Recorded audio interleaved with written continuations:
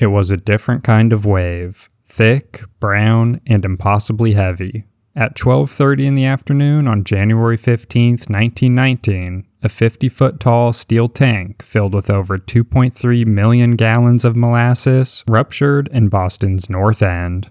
Within seconds, a wall of sticky liquid, some say as high as 40 feet, rushed through the city's streets at an estimated 35 miles per hour. It smashed through buildings, crushed freight cars, splintered wooden homes, and trapped anyone in its path in a suffocating, syrupy tide.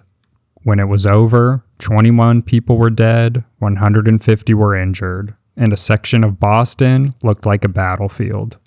Horses drowned where they stood. Rescue workers sank up to their knees in a substance so thick that it made movement nearly impossible. This was the Great Molasses Flood, a disaster so bizarre, so unimaginable, that for decades afterward, locals swore they could still smell molasses on hot summer days. Hello, and welcome to Deadliest Disasters. To understand how such a strange catastrophe could happen, we need to go back to early 20th century Boston. The North End was a crowded, working-class neighborhood, home to Italian immigrants, dock workers, and laborers. The streets were narrow, the buildings old, and the air often smelled of the nearby harbor.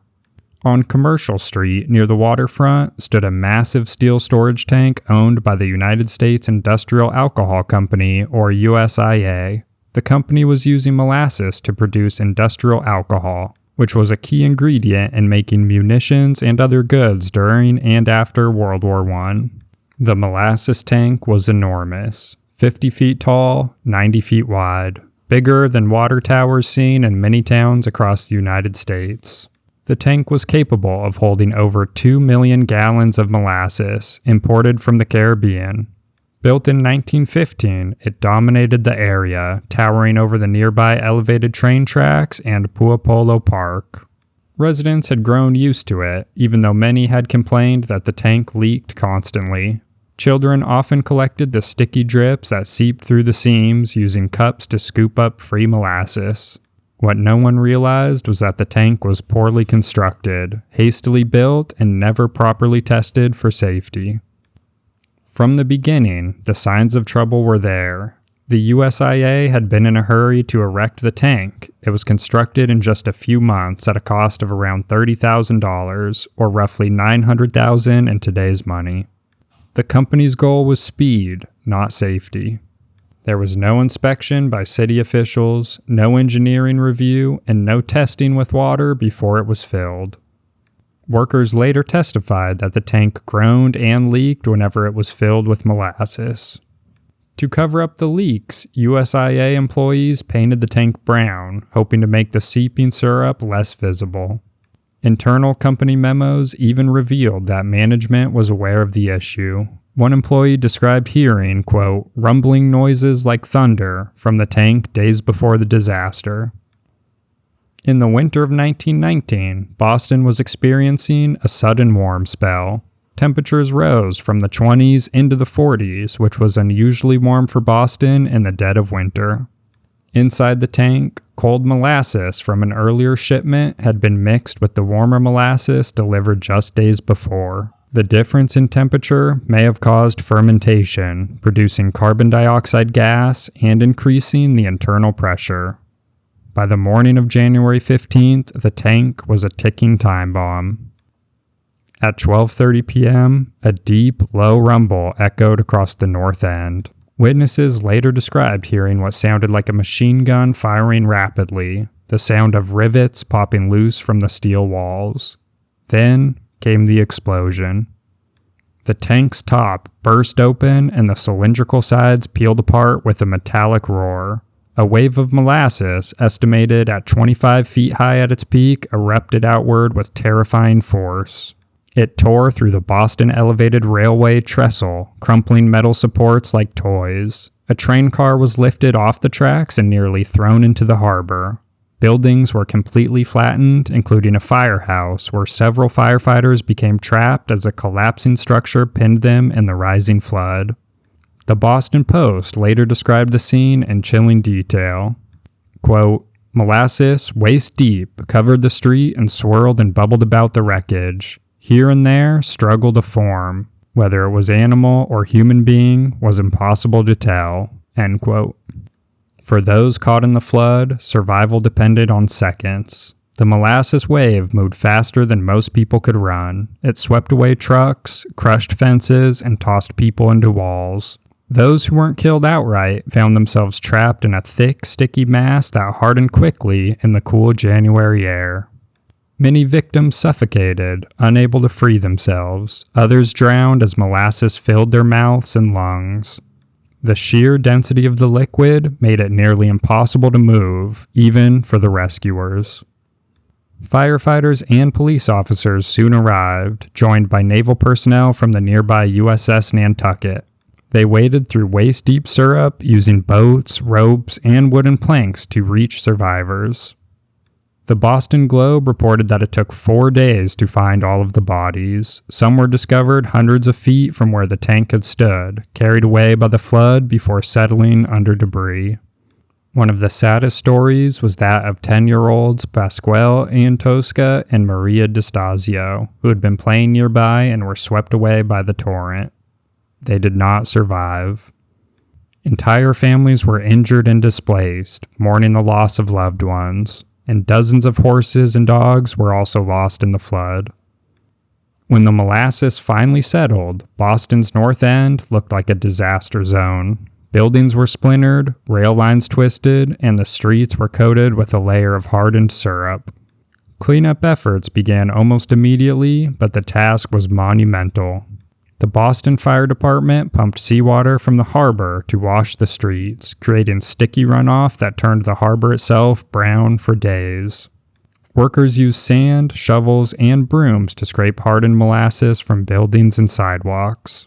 Cleanup crews found that every surface was coated: doors, windows, walls, even telephones. Reports claimed that the smell lingered for many years, especially on hot summer days. For months afterward, workers tracked molasses everywhere, onto subway platforms, streetcars, and offices. Some claimed that the Boston Harbor's water remained tinted brown until summer. The public demanded answers. The United States Industrial Alcohol Company quickly blamed anarchists and saboteurs, claiming the tank had been deliberately blown up in an act of terrorism. At the time, fear of anarchist attacks was widespread due to bombings that occurred during the Red Scare. However, experts and investigators were skeptical. The evidence pointed to structural failure, not sabotage. A class action lawsuit soon followed, the first major one of its kind in Massachusetts. It involved 119 separate claims that took over 6 years to resolve. The hearings produced thousands of pages of testimony, revealing damning evidence about USIA's negligence. Engineers concluded that the tank's steel was too thin and lacked proper rivet reinforcement. The steel also contained too little manganese, making it brittle and prone to cracking. The court ultimately ruled that the USIA was responsible for the disaster, ordering the company to pay around $1 million in damages, the equivalent of more than $17 million today. This case became a landmark in corporate accountability, leading to new standards for engineering oversight, safety inspections, and construction codes throughout the United States. The Great Molasses Flood claimed 21 lives, ranging in age from small children to elderly residents. Among them were workers, firefighters, and bystanders who simply happened to be in the wrong place at the wrong time. Another 150 people suffered injuries of varying degrees: broken bones, concussions, burns, and infections from the sticky residue. In the days following the disaster, relief efforts poured in from across Boston. Temporary shelters were set up, and families displaced by the flood were given food and assistance. But for many, the trauma never fully healed. Eyewitnesses would later recall the eerie silence after the molasses settled. The only sounds were the faint cries for help from those still trapped under buildings and debris. Today, more than a century later, the Great Molasses Flood remains one of the most unusual industrial disasters in American history.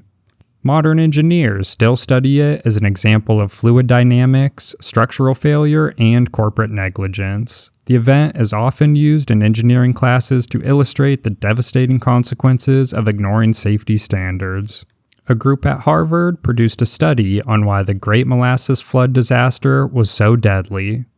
Nicole Sharp, aerospace engineer and science communicator who led the group, explained, "After the initially 35-mile-per-hour tsunami, which has been reported to be between 15 and 40 feet high, the molasses cooled and slowly crept around the neighborhood."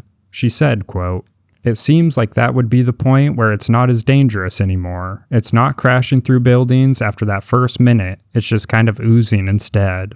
But it turns out that because it was cold and because the molasses was cooling, that if anything, that made the molasses more dangerous. Now people who have been knocked down by the initial wave, who may have had been pinned in wreckage or trapped in places where they have to try to keep this molasses away from their mouth and nose so they can breathe while people are trying to come and get them.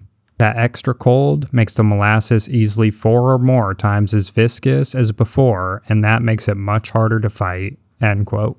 The site of the disaster is now home to Langone Park near Boston's waterfront. A small plaque marks the location, reading, quote, "On January 15, 1919, a molasses tank at 529 Commercial Street exploded under pressure, killing 21 people." End quote. Each year, residents and historians gather to remember the victims and reflect on how something as simple as molasses, an everyday commodity, could cause so much destruction. In the end, the Great Molasses Flood of 1919 stands as a tragic reminder of human error and the price of negligence. What began as an ordinary day in Boston turned into a bizarre, horrific nightmare. The disaster reshaped building safety laws, changed corporate accountability forever, and left behind a strange but lasting memory. More than 100 years later, the story still fascinates and horrifies us. A wave of syrup that moved faster than anyone could run, swallowing everyone and everything in its path. Thank you all for tuning in. Please like and subscribe, and let me know what other topics you'd like me to cover. This has been Deadliest Disasters.